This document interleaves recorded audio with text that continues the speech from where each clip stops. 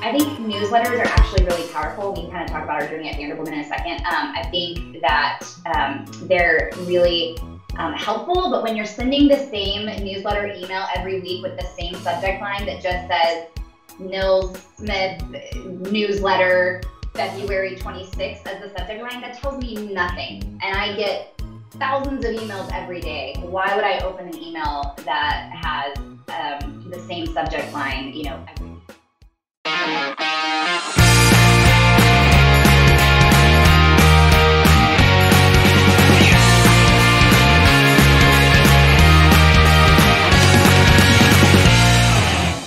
Welcome to the Social Media Church Podcast. I am joined by one of the smartest marketing minds that I have ever met, Holly Tate. Holly, thanks for joining us.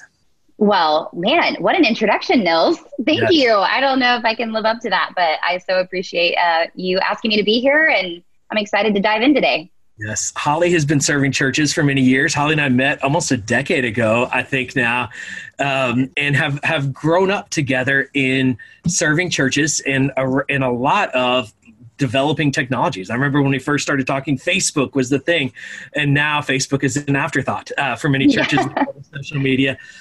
Holly is often also referred to as HubSpot Holly, and in her expertise around HubSpot. And what we want to talk about today, Holly, and what I want to learn from you, and I want church leaders to learn from you, is how does email, or how should email better fit into a church's communication strategy, and how does email align to social media? So as they're using Facebook and Twitter and Instagram, how does email fit into that? I would love, maybe before you jump into that, what's been your journey as a marketing leader of understanding this digital landscape and email in particular fitting into your communication strategy at Vanderbloemen? Yeah, totally. Well, so I've been on staff at Vanderbloemen for almost 8 years, which is just insane to think about. Nils, you were one of the very first people that William introduced me to when I started working at Vanderbloemen. And I remember our first video call. It was so cool. Yes. I almost just called you Holly Hall, by the way, when I was introducing you. My maiden name. Yes. Yes. Oh my goodness. So crazy how time flies. But yes, email has been a massive part of our marketing strategy and communication strategy as a brand, because it is a relationship-driven communication mode. And at Vanderbloemen, we help churches and Christian organizations find their key staff, which is all about relationships. So for us, it's huge because it's a way for us to directly communicate. Even if it's a mass email that we're sending to a lot of different people, we're able to get directly into their inboxes and have that one-on-one touch with the receiver of the email. And so it has been a pivotal part since day one. You asked about my journey. I mean, I started at Vanderbloemen when I was 23, and literally, and you also mentioned HubSpot. So literally every day would be me getting my cup of coffee from, 8 a.m., sitting at my desk at Vanderbloemen. And at the time we were like 7 employees in this house, literally like a house that was converted to an office space. And I would read the HubSpot blog and I would say, how can I apply that to what we do? Like, I am definitely not a genius. I just am kind of scrappy and like to problem solve. And so, that was 2012 when HubSpot was really kind of leading the charge on helping brands think strategically about email rather than blasting everybody with the same message. How can you segment and, again, build relationships through email? And so I would just read what they said and try to adapt it for the church. And here we are 8 years later, and definitely learned a lot throughout the last 8 years. And it's still such a helpful tool, but also it's getting harder and harder. Yeah. So let's dig into that before we get into strategy. A lot of people, and I still hear it, and I've been hearing it for a decade, is email's dying. You should basically switch from email to social media. What are you seeing trend wise? Because it is harder and harder. But is email dying, or what do you see happening in just email from an engagement standpoint? Yes. So I feel like we should have Tom Monahan from HubSpot on this call. Our friend Tom, who we've had adventures with, but he would be able to, give us the data that shows us that the email is not dying. It just is looking different. And I think anytime that someone tells you that any channel is dying, unless it's a specific app, like I think back to, Periscope, where, it was so popular and then it literally did die. But when we think about a channel overall, so social media would be a channel, email would be a channel, texting would be a channel. Overall, when we talk in broad brushstrokes about channels, I think that's where it gets really dangerous, because in this world that we live in, where it is so noisy and so crowded, and there are 11 bajillion ways to communicate with someone, it's important that we strategically integrate our communication strategy. I think when we just use one channel or rely on one channel, that's where it can be dangerous. I think there are some exceptions to that. If you're just starting out and you are doing no marketing, I think it's really important to choose one channel that you feel comfortable with and get excellent at that. Yes. But when you think about scaling an organization or growing an organization, I think that it's vital that you think strategically about how can we integrate everything to work together to all point towards the same vision that we're trying to achieve. And I think email is a critical part of that. So I don't think it's dying. I think it's just getting harder. So I think it's easy for people to be like, oh, it's dying, because the things that they've been trying to do that worked maybe 3 years ago or that worked yesterday is not going to work today or tomorrow or 3 years from now. But I think that's all of marketing. I think that it's all one big experiment, and you have to have insatiable curiosity in order to be good at it, because it changes every day. Yes, that's good. So good. And I think, one of the things I struggle with is shiny object syndrome. And so Yes. I will often want to get on all the new platforms, but I do think there are some, like Periscope, that you've got to just move on from. But email is one of those core that when you invest in a platform, a lot of churches get frustrated of, we built this page and now Facebook doesn't show it to anybody. But email, while it is more challenging sometimes with the open rates and more crowded, it's one of those platforms that has withstood time and doesn't seem like it's really going to disappear anytime soon. And so probably the most valuable data point or communication point that you can have, maybe second to SMS, but you can do so much more with email than you can with SMS. And so, Holly, I would love to get your thoughts on what are some of the key mistakes churches make that you're seeing when it comes to email?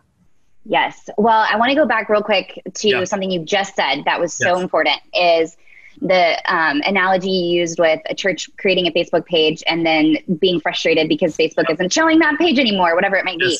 That right there is so smart, because it's the difference between rented versus owned media. Yes. So with Facebook, with any social media platform, they're a business. They are trying to earn money. And so they want you to have to pay to get your message in front of viewers. And they have data that we want. We want to get in front of certain people that are interested in certain things and this certain age and live in this certain place. So we're willing to pay for that.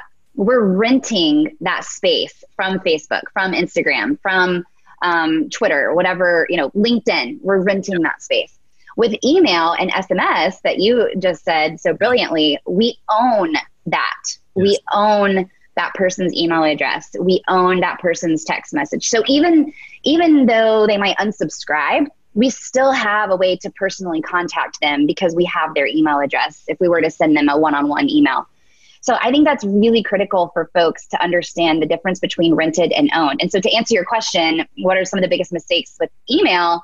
One of them is not realizing the difference between renting and owned and investing way too much in rented media rather than owned media. I think it's way smarter. It's a longer game than renting. So I guess it just kind of depends on what your goals are. But it's really helpful to own as much as you can. So that's you own your website, you own your email list, you own your, SMS list.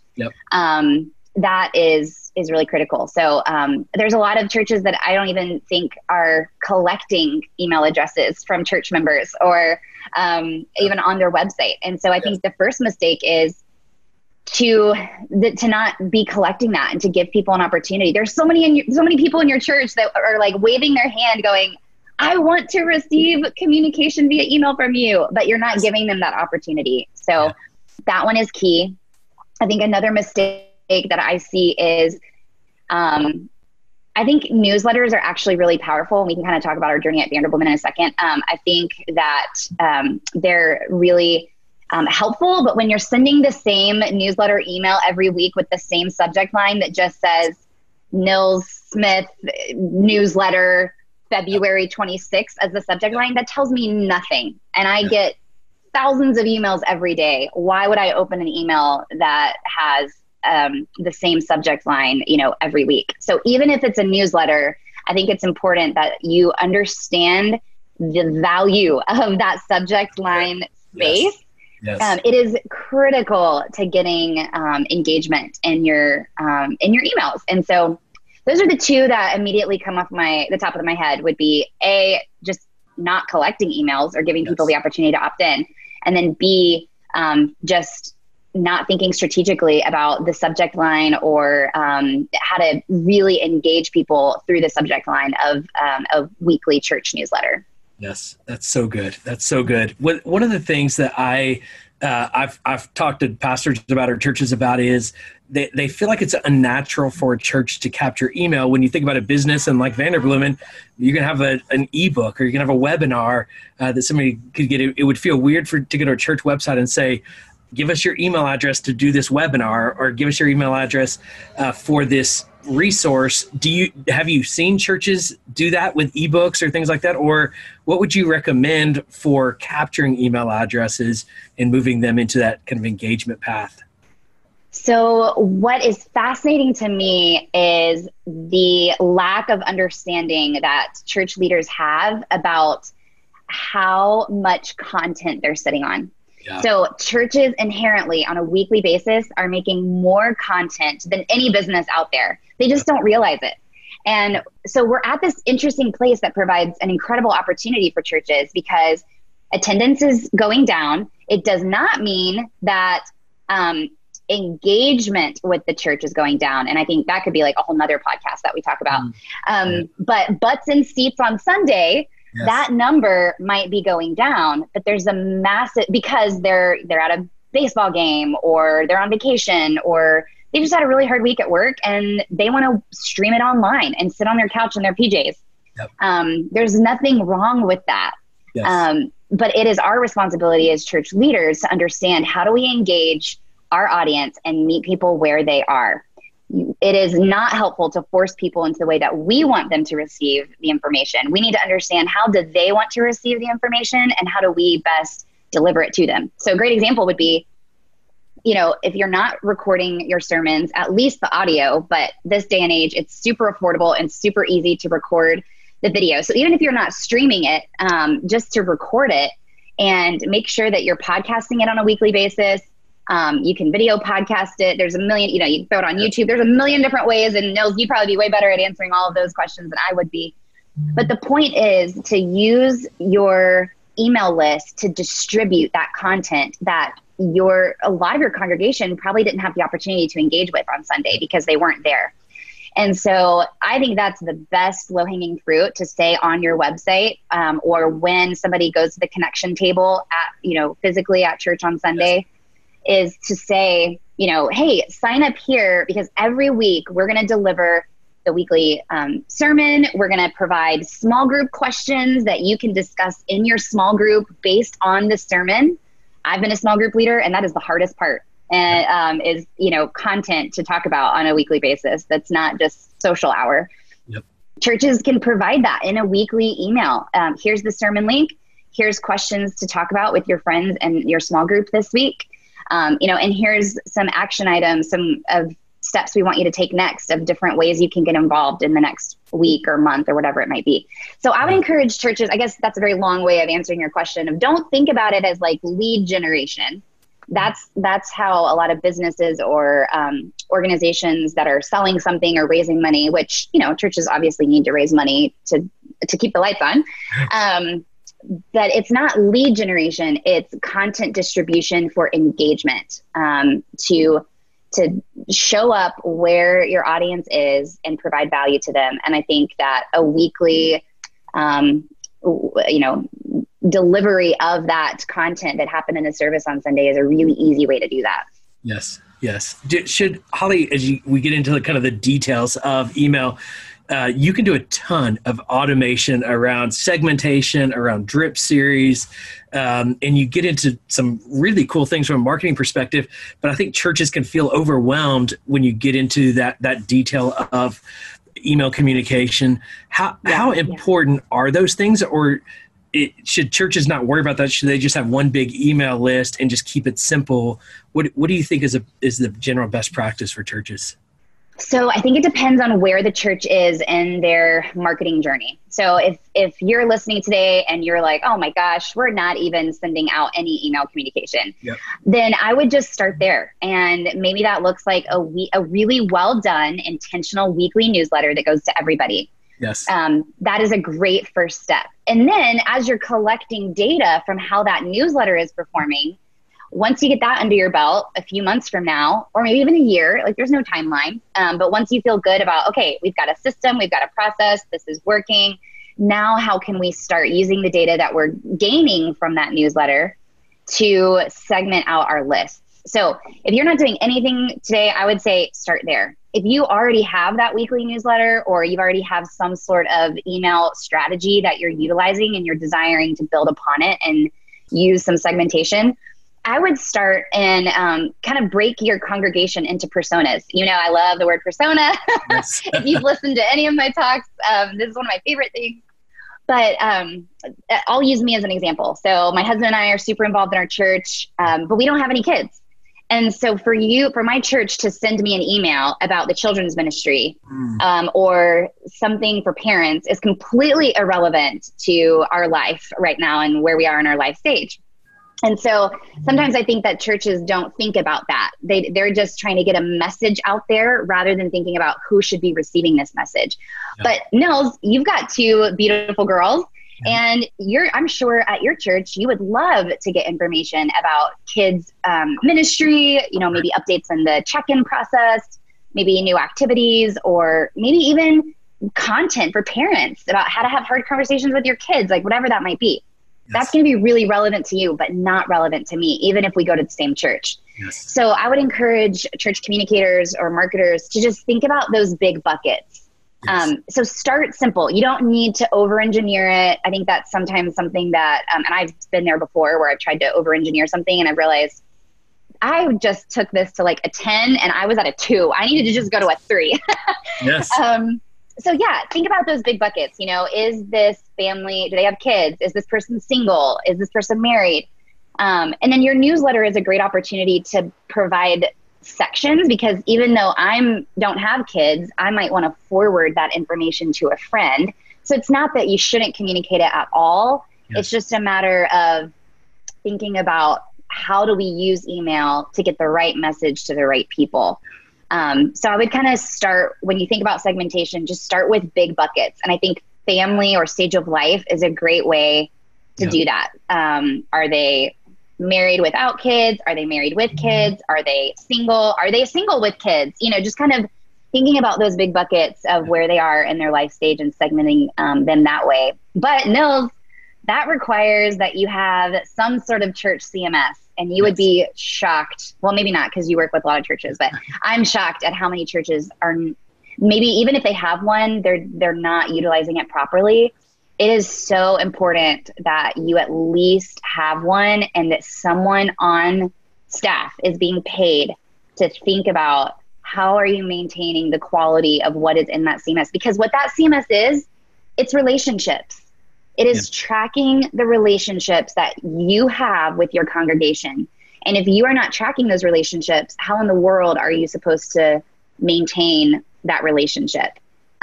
So that's probably a whole nother podcast. That's huge. But I do think that's a critical point in this conversation with email. Is at the core of email, what makes it so valuable is the data, is being able to communicate directly with people and to the right people in the right way. And what you can do in comparison to social media with that targeting is such a big deal. I mean, a couple of things here. One, on the church database side, I used to complain. We had F1 at CBC, Community Bible Church. Yes. And we would say that was the F word in the church world. Like it was so bad, and it still is what it is. And a lot of churches are stuck on there, and it's hard to switch. But there are such good options now with Church Community Builder, with The Rock, with there's we can go on Tidely's got a good one. Blackbaud's now got a church. There's lots of good technology options. Faith Life, I think, is $15 a month for a church, a small church. It doesn't have to be really expensive. And in that, having that data that's owned. So as Holly was talking about owned channels, that's really important. And then what that allows you to do from a just communication standpoint with email and with other communication channels is really valuable. Holly, a couple of kind of continuing to dive into the weeds of email a little bit. Yeah. How much is too much when it comes to emailing people? I hear from churches like, people don't only want to get one email a month. We don't want to over email them. And then what are decent open rates or just when you're starting to look at, are we doing well with email? What should they be looking for? Oh my goodness, Nils, this is such a good question. And I don't have definitive answers to either of these, but I can just share what I've learned. Yeah. So to your first question about how much is too much. Yes. So in our own journey at Vanderbilt, we've been trying to figure this out. So, I've been there for 8 years. When we started, I think we were doing when I started, we were, publishing one blog article a week, and then we upped it to 2, and then 3, and then we upped it to 5, including our podcast. And we were creating so much content because we heard that people loved our content, and they were printing it out, literally printing out articles, taking them to staff meetings, taking them to board meetings. So that meant that we were sending it, just if you were subscribed to our blog, we were sending 4 to 5 blog or content emails a week. And then on top of that, we had different announcements or initiatives that we wanted to communicate beyond just what was on our blog. Yeah. Or maybe we wanted to segment and send a certain amount of people a webinar email or whatever it might be. It was a lot. And that was one of the points of feedback that we got. So about a year ago, we switched back to a newsletter, which feels old school, right? We did a newsletter when I first started at Vanderbilt 8 years ago, and then switched to the direct, automatic notifications of our blog. And then now we've switched back to newsletter. And the jury is still out for me on what is better from a business standpoint. So I'm still it's been a year, and I'm still monitoring that data. So I think ultimately, Nils, it goes back to the data question. And this helps answer your second question, which is, how do you know what open rates you should have or click-through rates you should have? I think it's more of looking at, don't compare yourself. Yes, there are industry standards you can look at, high teens to 20s is average. If you're in the 30s, that's amazing. But I think it's more about, okay, where are we now and how do we optimize to improve over time? Yes. So if today you're getting a 10% open rate, that should tell you that you might be hitting spam inboxes. Not spam inboxes, spam boxes. Or people your subject line might stink. Or, maybe you're sending irrelevant content. There could be a lot of things there, but the goal is, okay, we're at 10 today. How do we get to 12? By the end of the year, or how do we get to 20 by the end of the year, whatever that might be. I think it starts by just doing an internal audit to figure out, and you can do that through a lot of ways. At first, I think it's as a team, as a communications team, looking at what you're sending and internally auditing it, but then also asking your congregation. Maybe that's through a survey or doing a focus group to figure out, what are we missing here? How can we better communicate with you through email? And what do you want to see through our emails? And again, because it's all about serving, I'm big on this. As a communications team or person, because a lot of us are part-time communications people out there. Yes. Our job is to serve the congregation, is not to force the congregation into the way that we want them to receive content. It's to be a learner of them and then serve them through the way that they want to receive that content, to meet them where they are. And so I think if you have that perspective, you'll be able to see how you can improve. So, yes, that was such good advice. I think, we should always, data should have a seat at the table. We should be paying attention to this. I think you're so right, though, to say that industry standards, the church is a very different organization than a lot of other organizations. And so you really need to compare yourself to yourself. So pay attention to the data. But I think even looking at those things of open rates and how that, was it the subject line? What were some of those things that helped create more engagement and less? A couple thoughts here that I want to add is I don't know that I've ever heard somebody say that their church over communicates with them. And so if you're starting to hear that, and it needs to be multiple people, don't just listen to one person who says that you over email. People want to hear from their church. People want to get valuable content from their church. And I think multiple emails a week is not a bad thing. I think a minimum is one email a week. If you're not sending an email a week, you are under emailing. And I think you can be sending 2 or 3 emails a week, but it's about value, to Holly's point. And so make sure what you're sending them is valuable. One of my clients, Pete Scazzaro, here in New York, has he has a podcast out, and we're the same thing. We're getting more and more content on a regular basis. We don't want to over email. And Pete was very concerned of in having that one call to action. So every week we send this podcast email. Well, he's also now has a YouTube video that comes out every week. And we didn't want to send 2 emails a week, or we tried that a little bit, and we actually saw it hurt in that situation, open rates. Well, what we've done is now combine basically the email for the podcast and the YouTube channel. We thought, is that going to be confusing having multiple things in one email? Well, what we found is the podcast engagement has increased and the YouTube engagement has increased from click-throughs from the email, because we had now actually have more value in that email. And so even if the podcast tell the behavior that's happening doesn't catch their attention, they also know, should I watch is the YouTube video going to be something this week that's going to bring value? And then we typically even have one additional announcement below that. And so we really restructured the email. We're emailing the same consistency, but we've changed the format. But what we thought might decrease our podcast engagement hasn't at all. So you have to test to know whether something is going to work, whether it's going to engage or not. So feel free to do that. And you can always go back. You're not locked into a new structure. Holly, as we wrap up this podcast, I would love any final thoughts about email that you'd want to share, or social media, or anything that you'd want to share with the pastors and ministry leaders that are listening. I would just say it's all about relationship. Think about marketing, especially in ministry and in church. It's all about relationship. And so as you are thinking about social media or email or SMS, even doing your announcements from stage on Sunday, whatever communication you're doing, it's all about building a relationship to meet your congregation where they are and help them along their journey. And so I think if we can just go back to that very simple yet also complex, concept of, I think we'll see a lot more fruit if we can recenter and, just think about the end goal is that we're doing this to help people along their spiritual journey towards Christ. And so it's all about building a relationship. I think a lot of marketing goes back to like the golden rule, like treat others the way that you would want to be treated, So like, would you want to get 5 boring or useless or salesy emails every week? No, you wouldn't. So stop sending them to other people. So I guess that would be my outgoing, just stealing the golden rule. Treat others the way that you'd want to be treated online.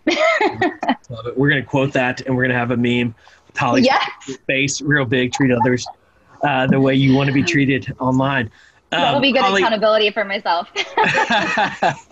So if you're not on Vanderbloemen's email list, go to vanderbloemen.com today. It is the most valuable email that pastors can get. I am not a pastor anymore, but that's one of those emails every week that when I get it, I open it and I go through there, and there's so much great content in there that every pastor, and don't feel like you're looking for a job because you got on Vanderbloemen's email list. They are serving pastors and ministry leaders in so many ways. And the diversity of content in that email and on the podcast is so good, Holly. And you've so effectively served churches beyond just staffing the church, but really resourcing them with just knowledge. And it's so incredibly valuable. Outside of the website, Holly, how can people connect with you personally online, and how can people connect with Vanderbloemen online? Yeah, well, talking about email me. Yeah. So my email address is holly@vanderbloemen.com. I won't spell it for you, but you can probably see it in the title of this podcast, or just, Google it. It'll come up. So holly@vanderbloemen.com. Email me anytime. I'd love to hear what you're thinking about, what you're working through.